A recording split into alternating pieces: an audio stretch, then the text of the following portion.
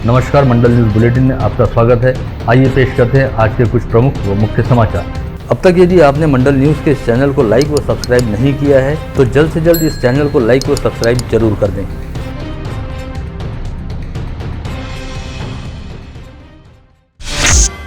आज अमरावती शहर के दौरे पर पहुंचे राज्य के पूर्व मुख्यमंत्री तथा नेता प्रतिपक्ष देवेंद्र फडणवीस द्वारा कहा गया कि विगत शुक्रवार व शनिवार को अमरावती शहर में घटित हिंसक वारदातों के बाद पुलिस द्वारा केवल भाजपा कार्यकर्ताओं के ही खिलाफ कार्रवाइयां की जा रही है। साथ ही कई ऐसे कार्यकर्ताओं को भी आरोपित किया जा रहा है जिनका इस मामले से कोई लेन देन नहीं था। एकीकडे अशा प्रकारे न घडलेल्या घटनेवर टार्गेट करायचं आणि त्यानंतर दुसऱ्या दिवशीच्या घटनेकरता पूर्णपणे ज्या प्रकारची कारवाई वन साइडेड चालली आहे, एका साईडला चाललेली आहे, हे देखील योग्य नाही। भारतीय जनता पक्षाच्या नेत्यांना अटक झाली, कार्यकर्त्यांना अटक होऊन राहिली, आमच्या कार्यकर्त्यांना त्या ठिकाणी फिजिकली मारण्यात येत आहे। एकाच घटनेकरता 4-4 पोलीस स्टेशनमध्ये त्या ठिकाणी FIR नोंदवले जातात आणि जे लोक नव्हते अशाही लोकांना अरेस्ट करणं चाललेलं आहे। आम्ही मसानगंजला गेलो होतो, तिथे एक महिला मला भेटली, तिने सांगितलं की माझा मुलगा जो आहे हा आपली गाडी आत ठेवत होता, कारण मॉब येत होता, गाडीची तोडफोड होईल म्हणून त्याला बाहेर पोलिसांनी काढलं आणि काढून त्याला घेऊन चालले होते। मी त्यांना हातपाय जोडले तर त्यांनी सांगितलं काही नाही, आम्ही पोलिसांना नेतो आणि मग याला सोडून देऊ, आणि नंतर नेऊन त्याच्यावर 307 लावले। आता त्याच्यावर 307 लावण्याकरता काही मटेरियल आहे का? तो 307 हा फार मोठा गुन्हा आहे। याच्यामध्ये शस्त्र असले पाहिजे, त्याच्यामध्ये हल्ला झाला असला पाहिजे, त्या हल्ल्यात जखमी असला पाहिजे, जखमी झालेला माणूस मरेपर्यंत जखमी झाला पाहिजे, असं काहीच नाही आहे, पण त्याला अरेस्ट करण्यात आली आहे। अशा प्रकारे अनेक लोकांवर एकतर्फी केसेस या ज्या लावणं चाललेलं आहे, आणि मग आज बेल घेतली की उद्या पुन्हा केस लावायची, उद्या बेल घेतली की परवा पुन्हा केस लावायची, टार्गेट करून याद्या तयार करून म्हणजे अखिल भारतीय विद्यार्थी परिषदेचं 3 दिवसाचं अधिवेशन हे अन्यत्र लाखनीला अधिवेशन होतं। लाखनीच्या अधिवेशनात दिलेल्या लोकांच्या याद्या मागवून त्यांना हजर करा आणि त्यांच्यावर आम्ही FIR करू, अशा प्रकारचं टार्गेट केलं जात आहे। माझा अतिशय स्पष्ट आरोप आहे की 12 तारखेची घटना डिलीट करून 13 तारखेच्या घटनेला अनेक जे लोक जबाबदार नाहीत, त्यांचा संबंध नाही, पण केवळ ते कुठेतरी हिंदुत्ववादी संघटनेशी संबंधित आहे, एवढ्या एका कारणाकरता त्यांना टार्गेट केलं जात आहे, हे अत्यंत चुकीचं आहे। आणि आम्ही पोलीस प्रशासनासोबत आणि महसुली प्रशासनासोबत बैठक घेतली। आम्ही त्यांना सांगितलं की आम्ही पूर्ण सहकार्य करायला तयार आहोत। यदि भाजपा कार्यकर्ताओं की गिरफ्तारी और दमन का सत्र नहीं रोका गया तो जल्द ही भाजपा द्वारा जेल भरो आंदोलन किया जाएगा और सभी भाजपा पदाधिकारी व कार्यकर्ता खुद अपनी गिरफ्तारियां देंगे। अशी जर एकतर्फी कारवाई होत राहिली तर भारतीय जनता पक्षाचे सगळे कार्यकर्ते एकत्रितपणे जेल भरो आंदोलन करतील, कारण शेवटी जर टाकायचंच आहे आणि खोट्या गुन्ह्यात टाकायचा तर आम्हीच त्या ठिकाणी यायला तयार आहोत, आम्ही स्वतः येऊन जेल भरो आंदोलन करायला तयार आहोत। त्यामुळे मला प्रशासनाला या ठिकाणी आणि विशेषतः मी गृहमंत्र्यांना देखील या संदर्भातली माहिती देणार आहे की अशा प्रकारची दबाव टाकून इथे एकतर्फी जी कारवाई चालली आहे बंद झाली पाहिजे। आज रविवार की सुबह अमरावती शहर के हालात का जायजा लेने के लिए पूर्व मुख्यमंत्री देवेंद्र फडणवीस का अमरावती आगमन हुआ। अमरावती पहुंचने के तुरंत बाद नेता प्रतिपक्ष फडणवीस ने शहर के संवेदनशील माने जाते मसानगंज व हनुमान नगर जैसे परिसरों का दौरा भी किया। इन इलाकों में विगत शुक्रवार व शनिवार को हिंसा व तनाव को लेकर काफी गंभीर स्थिति थी। इस समय शहर के उपमहापौर कुसुम साहू, क्षेत्र के पार्षद राजेश पड्डा तथा भाजपा शहराध्यक्ष किरण पातुरकर सहित भाजपा के अनेकों पदाधिकारी भी उपस्थित थे, जिन्होंने नेता प्रतिपक्ष देवेंद्र फडणवीस को विगत शुक्रवार व शनिवार की घटनाओं से अवगत कराया। साथ ही इस समय उन्होंने इन दोनों परिसरों के कई प्रभावित परिवारों से भी मुलाकात करते हुए उनकी भावनाओं को जाना। अब कैसा व्यवस्थापन वगैरह सब हो गया, उसके बाद में पुलिस एकदम एक्टिव हुई, हमको पुलिस वालों ने भरपूर प्रोटेक्शन दिए, सब बातें चीज़ें सुन के उन्होंने आगे कार्य किए। कुछ लोग अभी भी हमारे इधर के लड़के 307 में हैं, उनका रिलीज़ का विषय होना चाहिए सर, बस आपसे। हमारे बच्चा ये भी है बेटा, मेरा बच्चा हम 4-5 वो कहीं नहीं था, किसी भी चीज में नहीं था।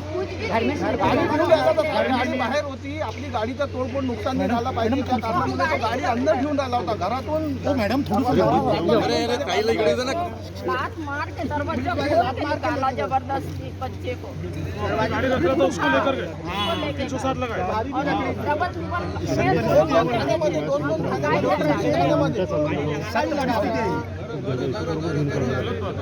मैं अंदर किया तो बाहर से निकाला। दार बंद केल्यानंतर दारावर लाथा मारून साहेब त्यांनी एवढा म्हणजे घरातून काढून लात मारा दरवाजे को जबरदस्ती खोल के आणि बच्चे आमच्या आई बहिणीला काहीतरी वाईट बोलून काढून घेऊन घेतलेलं घरातून साहेब. और मैं वहाँ तक शिवाय गाड्या करून राहिले आमच्या संघ पोलीस मेरे कर्मचारी. बच्चे हाथ पैर जोड़ के, मेरा बच्चा कोई गुनाह में नहीं है, तो बोलते सर से बात करके आपके बच्चे को छोड़ देते हैं। इसके बाद वे रेडिएंट अस्पताल पहुंचे, जहां पर विगत शनिवार को ही हिंसा में चाकूबाजी के चलते घायल हुए आनंद पवार नामक युवक को भर्ती कराया गया है। इस घायल युवक व उसके परिवार को ढाढ़स बंधाने के बाद फडणवीस ने स्थानीय जिला व पुलिस प्रशासन के अधिकारियों के साथ एक बैठक में हिस्सा लिया, जहां पर अधिकारियों से पूरे मामले की जानकारी देते हुए उन्हें निष्पक्ष कार्रवाई करने और निर्दोषों को बेवजह किसी भी मामले में नहीं फंसाने को लेकर आवश्यक निर्देश भी दिए। पश्चात वे सरकारी विश्राम गृह पहुंचे, जहां पर उन्होंने एक पत्रवार्ता को संबोधित किया। इस पत्रकार परिषद में पूर्व मुख्यमंत्री फडणवीस ने कहा कि विगत 12 व 13 नवंबर को अमरावती शहर में जो कुछ भी हुआ वो निश्चित तौर पर दुर्भाग्यजनक है और इन दोनों दिनों के दौरान हुई हिंसा व तोड़फोड़ का कतई समर्थन नहीं किया जा सकता, किंतु यदि 12 नवंबर की घटना नहीं घटित हुई होती तो 13 नवंबर को भी ये नौबत नहीं आती। ऐसे में प्रशासन द्वारा सबसे पहले 12 नवंबर की घटना के दोषियों के खिलाफ कार्रवाई की जानी अपेक्षित है। 13 तारखेलाही जी काही हिंसा झाली त्याचं मी समर्थन बिलकुल करणार नाही, कुठल्याच हिंसेचं समर्थन केलं जाऊ शकत नाही।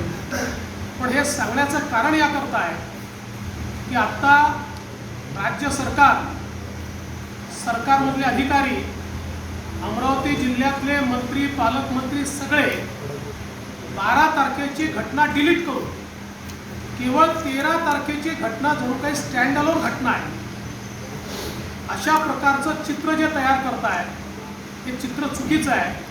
12 तारखेची घटना डिलीट करता येत नाही, 12 तारखेची घटना घडली नसती तर 13ची घटना घडलीच नसती आणि म्हणून आता सगळी कारवाई जी चाललेली आहे ही 13 तारखेच्या घटनेवर चाललेली आहे। 12 तारखेच्या घटनेवर कुठली कारवाई नाही आहे, त्याच्यावर एकही सरकारी पक्षाचा नेता बोलायला तयार नाही आहे। आम्ही पहिल्यापासून ही भूमिका ठेवली आहे की कुठल्याही विशिष्ट धर्माला टार्गेट करणं आम्हाला मान्य नाही, पण त्याच वेळी चुकीच्या घटनेकरता देखील लांगूल चालन जर होत असेल तर आम्ही शांत बसणार नाही।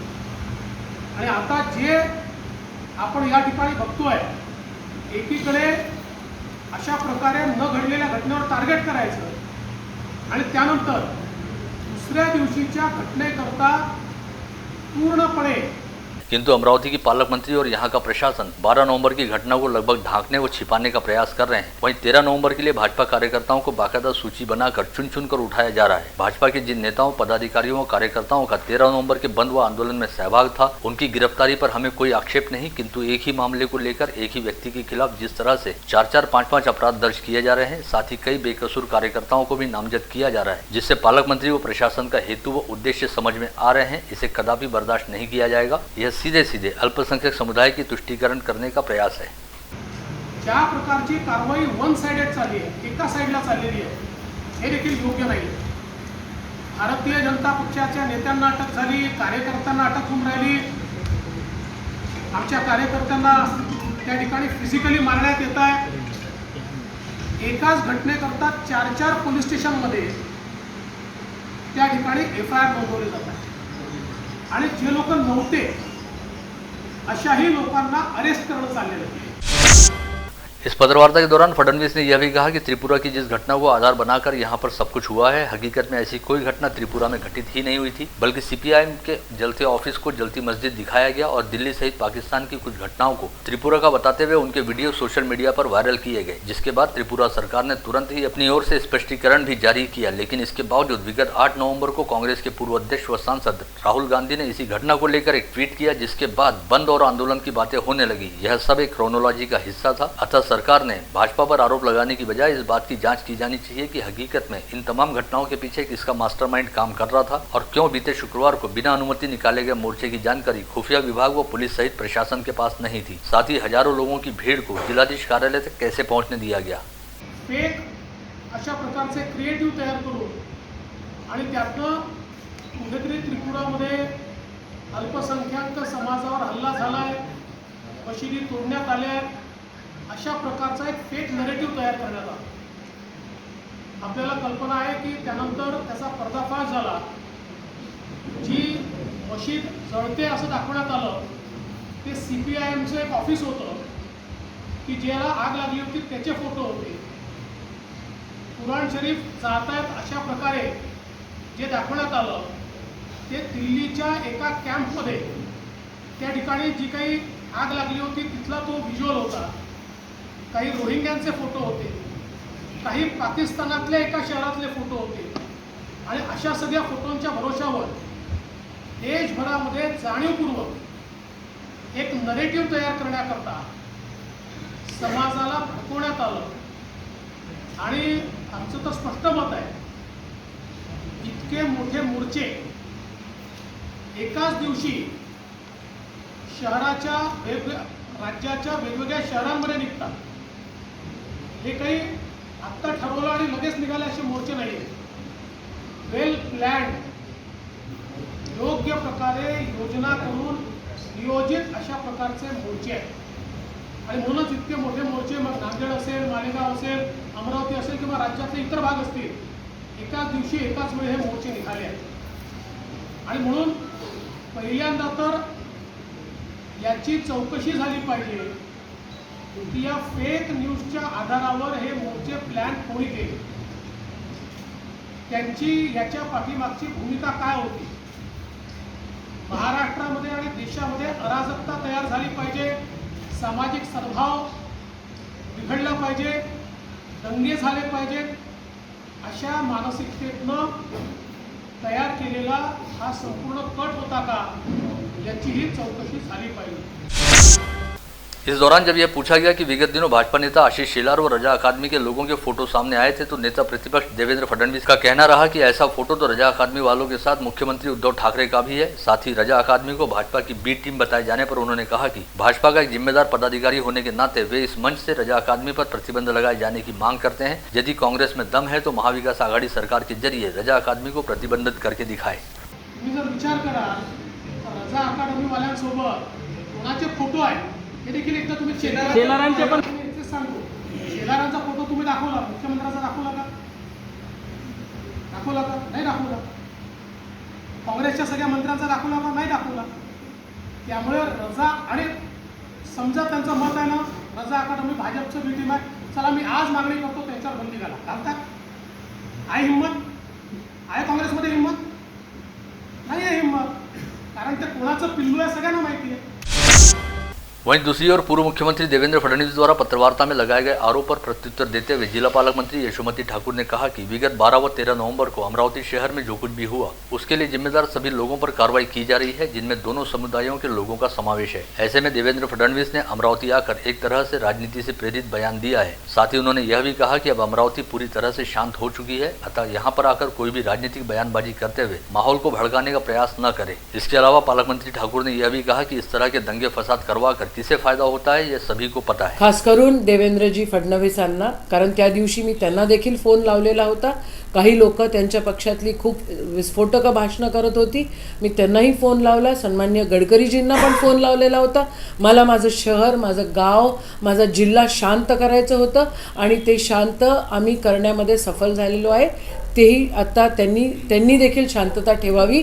12 तारखेला आणि 13 तारखेला ज्या ज्या घटना घडल्या त्या सगळ्या गोष्टींची नोंद घेतलेली आहे आणि त्या सगळ्या लोकांवर कारवाई करणं सुरू आहे। वक्तव्य त्या ठिकाणी मला काही आवडले नाही, कारण मी फार जास्त प्रेस आणि फार गोंधळ करण्यामध्ये विश्वास ठेवत नाही, पण जे खरं आहे ते लोकांपर्यंत पोहोचलं पाहिजे। पोलीस प्रशासन, शासन, होम मिनिस्ट्री सगळेजण मिळून त्या ठिकाणी या सगळ्या गोष्टी शांत करण्याचा प्रयत्न करतोय। फक्त 13 तारखेच्याच लोकांवर गुन्हे दाखल नाही झाले, 12 तारखेच्या लोकांवर जास्त गुन्हे जास्त लोकांवर गुन्हे दाखल झालेले आहे. म्हणजे आता हे सगळं करून हिंदू आणि मुस्लिम करण्याचा कोणीही प्रयोग करू नये. वहीं अमरावती की जिला पालक मंत्री यशोमती ठाकुर द्वारा दी गई प्रतिक्रिया पर भाजपा नेता व विधायक आशीष शेलार द्वारा कहा गया कि यदि तनावग्रस्त इलाके में पालक मंत्री होने के नाते यशोमती ठाकुर खुद दौरा कर सकती हैं, तो फिर महाराष्ट्र के नेता प्रतिपक्ष द्वारा तनावग्रस्त इलाकों में दौरा करना लोगों की भावनाओं को भड़काना कैसे हो गया. शेलार के मुताबिक देवेंद्र फडणवीस ने अमरावती जाकर भारतीय जनता पार्टी की भूमिका को स्पष्ट किया है और हिंसा व दंगा भड़काने वाले सभी लोगों पर कार्रवाई करने की मांग भी की है, जो पूरी तरह से जायज है. किंतु पालक मंत्री यशोमती ठाकुर को इसमें भी हिंदू मुस्लिम दिखाई दे गया और पालक मंत्री यशोमती ठाकुर ने इसे लेकर बेहद गैर जिम्मेदाराना बयान मीडिया को दिया है.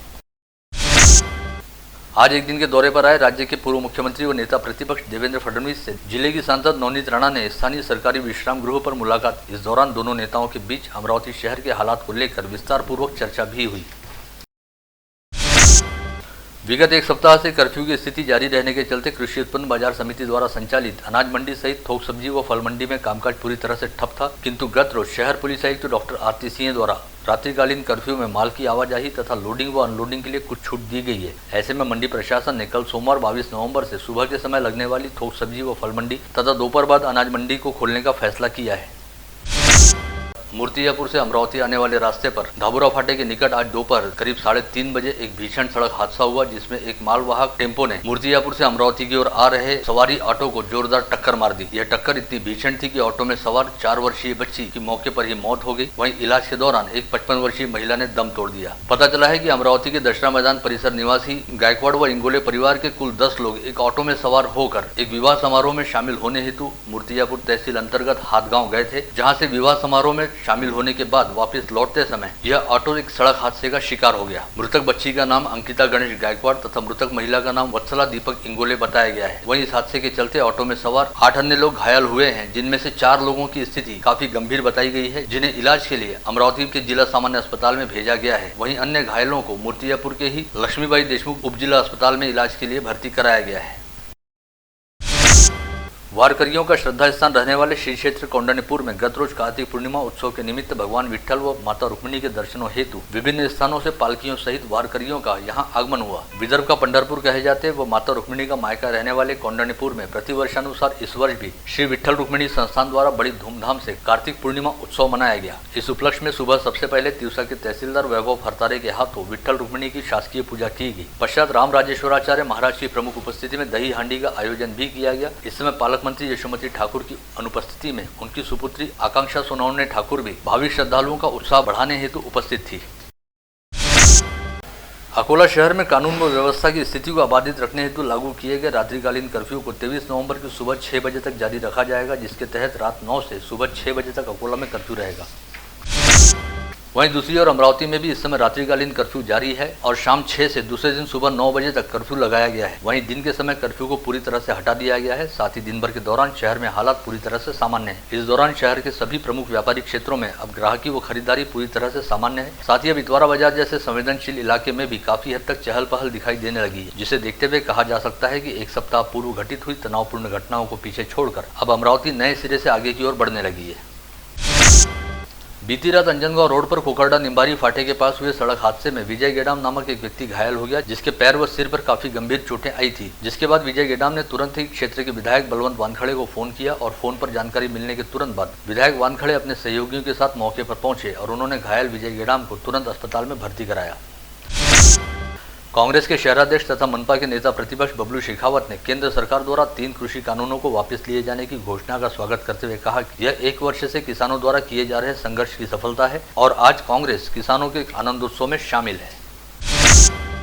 आदिवासी बहुल मेलघाट क्षेत्र के आदिवासी किसानों द्वारा बड़े पैमाने पर मक्के की खेती की जाती है, जिसे खरीदने के लिए आदिवासी विकास महामंडल द्वारा खरीदी केंद्र चलाया जाता है. किंतु मक्के की नई फसल हाथ में आ जाने के बावजूद अब तक यह सरकारी खरीदी केंद्र शुरू नहीं हुआ है. ऐसे में क्षेत्र के जरूरतमंद किसानों को अपनी उपज औने पौने दाम में निजी व्यापारियों के हाथों बेचनी पड़ रही है, जिससे गरीब आदिवासी किसानों का काफी नुकसान हो रहा है. वर्धा जिले के हिंगनघाट शहर में सड़क किनारे खड़े रहकर नाश्ता करना बाजार समिति के एक दलाल को काफी महंगा पड़ा, जब रास्ते के किनारे खड़ी किए गए दुपहिया वाहन की डिक्की से अज्ञात चोर ने करीब 4 लाख रुपए चुरा लिए. इस मामले में सागर वादाफले की शिकायत पर हिंगनघाट पुलिस द्वारा मामले की जांच की जा रही है. यवतमाल जिले की दिग्रस तहसील अंतर्गत सावंगा खेत परिसर में विगत 16 नवंबर को पूजा कावले नामक 28 वर्षीय महिला का शव सड़ी गली अवस्था में बरामद किया गया था। पुलिस द्वारा की गई जांच में यह तथ्य सामने आया था कि पूजा की हत्या की गई है। इस मामले में पुलिस ने 3 आरोपियों को गिरफ्तार करने में सफलता प्राप्त की है। वहीं एक आरोपी फिलहाल फरार है, जिसकी तलाश जारी है। इसी बीच ये पता चला है कि पूजा की हत्या की साजिश खुद उसके पति अनिल कावले द्वारा रची गई थी। आप देख रहे थे मंडल न्यूज बुलेटिन। हमारे चैनल को लाइक करें, शेयर करें और हाँ, सब्सक्राइब करना ना भूलें। कल होगी आपसे फिर मुलाकात, तब तक के लिए धन्यवाद।